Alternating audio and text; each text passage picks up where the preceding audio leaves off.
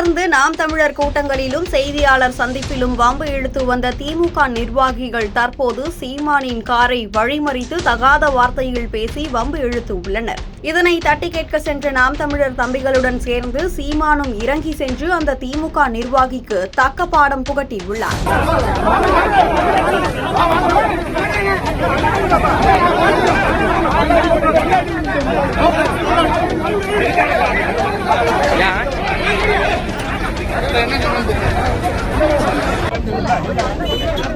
வந்தாங்க என்ன ஆட்சியில போய் என்ன பேட்டிக்கு என்ன பேசுறீங்கன்னு கேட்டாங்க.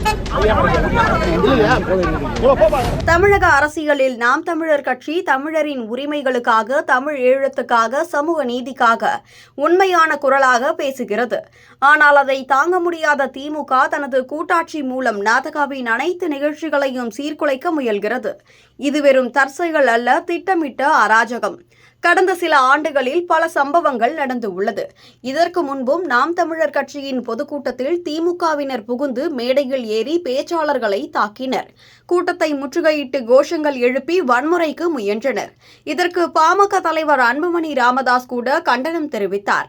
திமுக ஒன்றிய செயலாளர் கூட இறுதியில் மன்னிப்பு கோர வேண்டிய நிலை ஏற்பட்டது. இத்தகைய சம்பவங்கள் தொடர்ந்து நடக்கின்றன. திமுக நாம் தமிழர் கட்சியினரை மேடைகளில் பேசவிடாமல் அராஜகத்தில் ஈடுபட்டு காவல்துறையை பயன்படுத்தி அடக்கி அழிக்க முயல்கின்றனர்.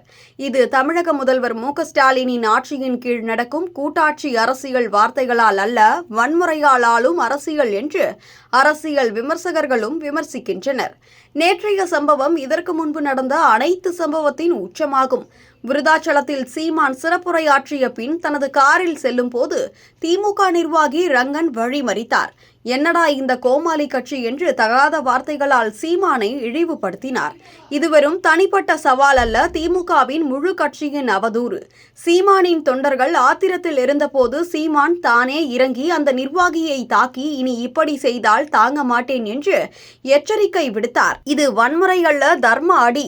சீமான் தமிழரின் குரலாக பேசுபவர், அவரை தாக்குவது தமிழரையே தாக்குவது. திமுகவின் இந்த பொறுக்கித்தனம் ஆட்டை கடித்து மாட்டை கடித்து இறுதியில் மனிதனை கடிப்பது போல இன்று சீமானிடம் தோல்வியடைந்தது. ஊடகங்கள் இதை திமுக நிர்வாகியை தாக்கிய சீமான் என்று சொல்லினாலும் உண்மை திமுக அராஜகத்துக்கு சீமானின் பதிலடி என்பதே.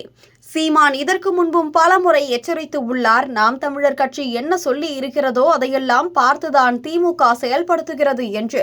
அவர் சொன்னது போல திமுக நாம் தமிழரை பார்த்து பயந்து நடக்கிறது.